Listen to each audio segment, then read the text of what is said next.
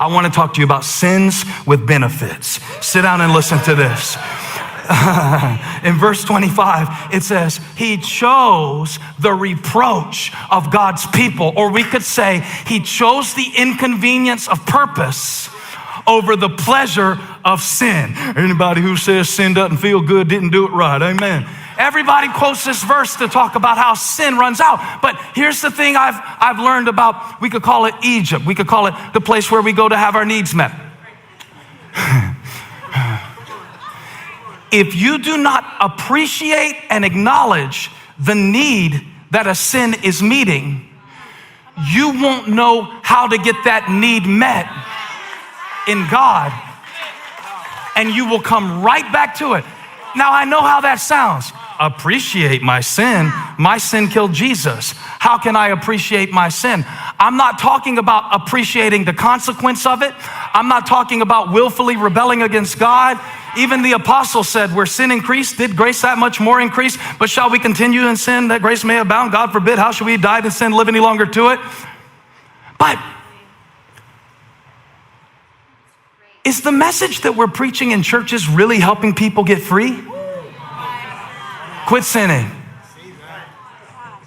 Just put it on the church sign. Yeah? Quit sinning. Quit cussing. You know what? I would rather you keep cussing and not quit growing than thinking that the whole point of the Christian faith is behavior modification. I would rather you, now this may separate some of us, because some of us may be so addicted to the gospel message of quit sinning, quit sinning, quit sinning, quit. But today I want to talk to you about the sin of quitting. The sin of quitting. Did you know that quitting is a sin? I'm not telling you not to put your resume out. Maybe you do need another job. I'm not telling you to stay in an abusive relationship. That's foolish. I want you to be safe. But to quit on what God gave you to do and the deposit that he called you to guard is the greatest sin of all.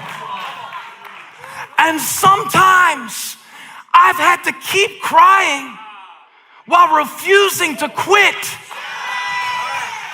Sometimes I've had to keep wrestling. We have an epidemic in our world today. It is the epidemic of quitters. Quick quitters. There is no value in what is lasting. The priority is what is seen. So we will quit something to appear knowledgeable rather than staying and becoming wise.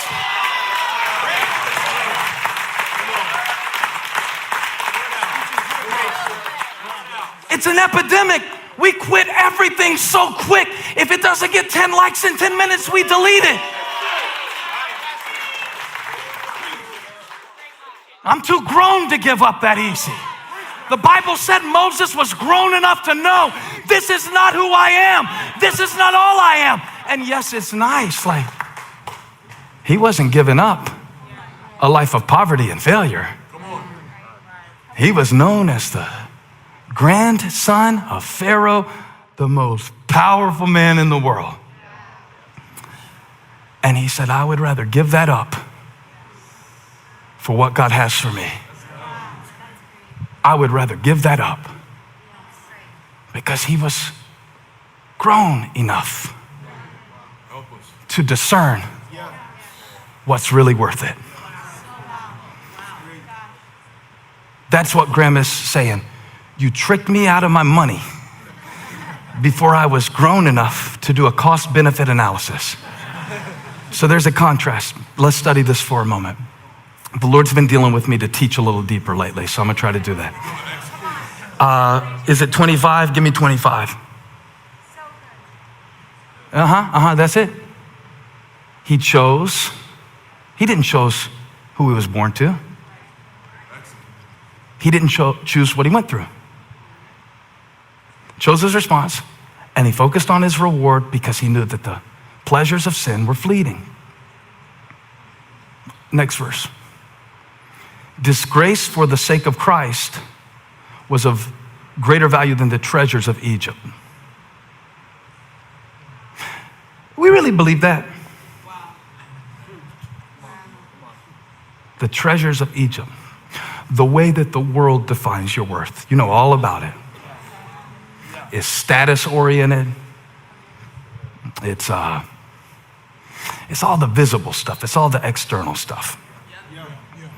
He chose something that he couldn't see because he saw something that others didn't. It said he persevered because he saw him who is invisible. So his values didn't come from something that was visible. Now, the more tempted that you are to quit, the greater the significance.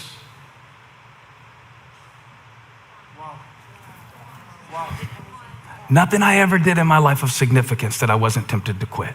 Now, when I am tempted to quit on something that God gave me to steward, I realize that the temptation to quit is an indication of the significance. But see, a lot of us are addicted to quitting. You can talk about addicted to pills, addicted to porn, addicted to the bottle, addicted to this, addicted to that. What about the addiction that we have to quitting? I'll tell you what that looks like. In my 20s, I was reflecting on this with Holly the other day. I had this almost like mafia mentality with people in my life. And the way I operated was, and this will sound really weird to some of the people who I've been friends with for almost all my life, because I am a loyal person. But I went through a stage where, in my immaturity, at the first sign of conflict, I would quit a friendship. That was a protective mechanism. I believe it was something that I saw modeled many times. I believe that some of that has to do with just, like how my dad grew up and you see things, and I do believe that's part of it. I also believe that I was immature. And I believe that I was insecure. And so the moment that a friendship, I'm using this as an example, the moment that a friendship would have conflict associated with it, it was easier for me to quit or to flee from the friendship than to face what I needed to face. Many of us, the moment that a relationship starts getting really intimate, we quit getting closer. And we will even design drama in order to be a defense mechanism from us really having to push past the surface and really let someone see us. I was too insecure and too immature to know that the richness of intimacy is worth the willingness to push past the insecurity. And God is changing me now because I'm growing. I'm growing. And the funniest thing about us is we celebrate so much when someone, quote unquote, steps out in faith to do something new. But I was thinking the other day, sometimes the reason that we're always stepping out to something new is because we don't want to stay and really change. And I know this sounds weird because the passage is about Moses leaving Egypt, but it is written to Hebrew Christians who have to stay in their faith. He is using the example of someone who left something that was not really true to them in order to encourage us to stay with what's really worthwhile. And when you're tempted to quit, here's what happens. You only see the benefit of quitting. Because the devil knows how to hide the price tag. That's how temptation operates. And we're not mature. We're not grown up. We're still, look at this in Hebrews chapter 5. I got to show you this. Hebrews chapter 5. Hebrews chapter 5. Because you can't quit. You can't quit. You can't quit. You can't quit. You can't quit. You can't quit. You can't quit because of this. Look what he says in verse 11. We have much to say about this, but it's hard to make it clear to you because you no longer try to understand. You quit trying to understand. The moment it doesn't make sense. Sometimes if we hear a sermon and it doesn't rhyme and they don't tell us exactly what to write down, we don't even listen anymore. It's frustrated about it. I'm not, but the writer of Hebrews was. You stop trying to understand. In fact, though, by this time you ought to be teachers. You need someone else to teach you the elementary truths of God's word all over again. He said it, I didn't. You need milk, not solid food. Anyone who lives on milk, still being an infant, is not acquainted with the teaching about righteousness. But solid food is for the mature, watch this, who by constant use have trained themselves to distinguish good from evil. Constant use. You can't quit every time it doesn't make sense. And for the love of Paul McCartney, you can't quit every time you don't understand something. I don't know why I said Paul McCartney. His name popped in my mind. That was a deep connection. I didn't follow it. I didn't either. But listen to me. He's talking about Moses, the infant that God protected, and how God protected certain things in your life in an infant stage because he saw potential for this moment. Don't quit before you get to see it. He persevered, Moses did, because he saw something that was not apparent to the naked eye. The treasures of Egypt. The benefits of sin. I know it sounds bad, but certain sins meet certain needs. Don't you love to judge people? I love it. I'm just being honest with you. I love judging others.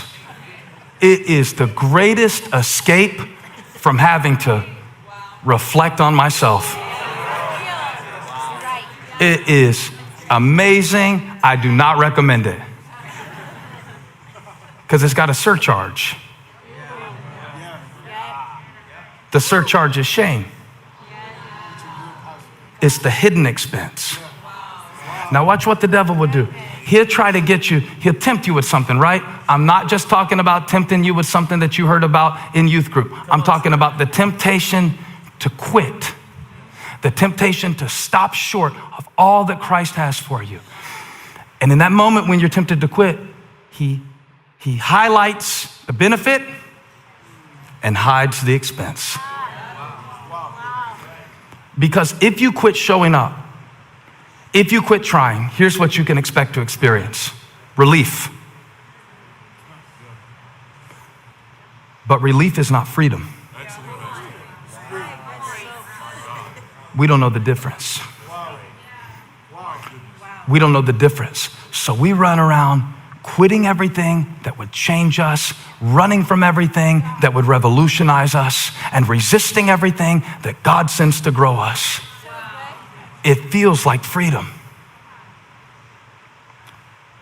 But it's really just temporary relief. Sexual immorality is temporary relief with the price tag of permanent bondage.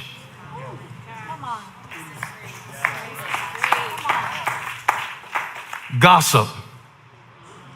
Oh, that was a quiet one right there.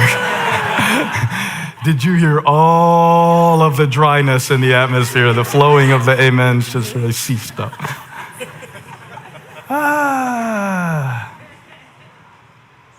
The immediate vacation from having to deal with yourself. What Moses did, he had the ability, even though he didn't do it perfectly. Y'all, he murdered a man. And God called it faith. God does not frame our mistakes like we frame our mistakes.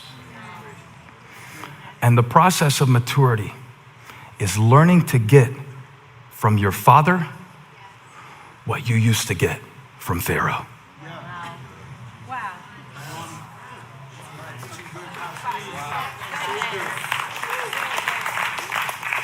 that every need that sin is meeting in your life, God can meet it in a better way.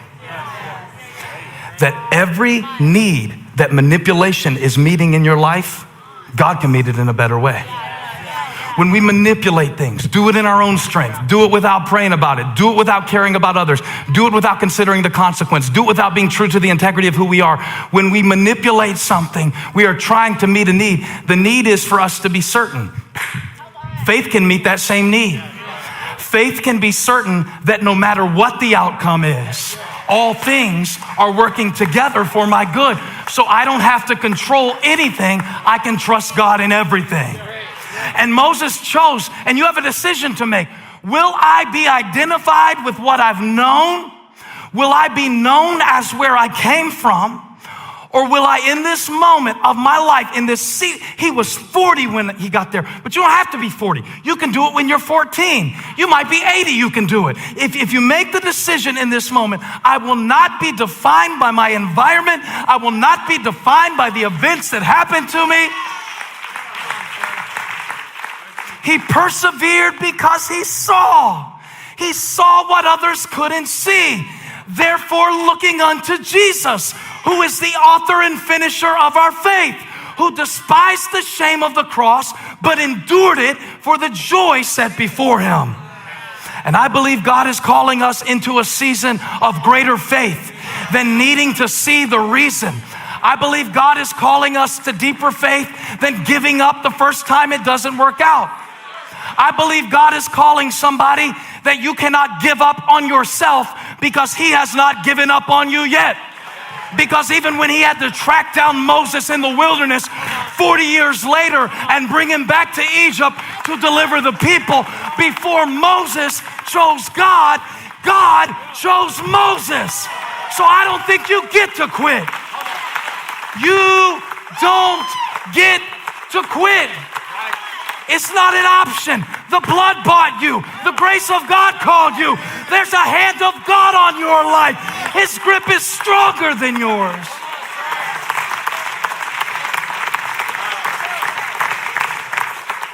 Too grown to give up. I've seen God do too much to give up. I've been too developed. He should have killed me when I was a little kid because I know too much about God to walk away now.